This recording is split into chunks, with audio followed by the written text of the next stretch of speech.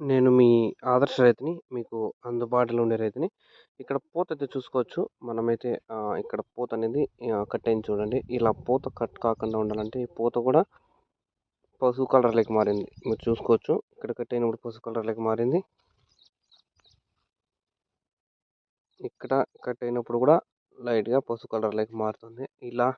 ఇలా పూతనేది పసుపు కలర్‌లోకి మారి కట్ అవుతుందంటే, మైక్రో న్యూట్రియన్స్ అలాగే బోరాన్ అనేది తక్కువ అయినట్లు చూసుకొనైతే స్ప్రే చేసుకోండి. ఇక్కడ కూడా అయితే స్ప్రే అయినా చేసుకోండి, డ్రిప్‌లో అయినా అయితే వదలండి. ఇక్కడ కూడా చూసుకోవచ్చు మీరు.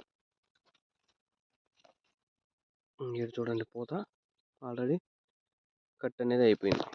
ఇలా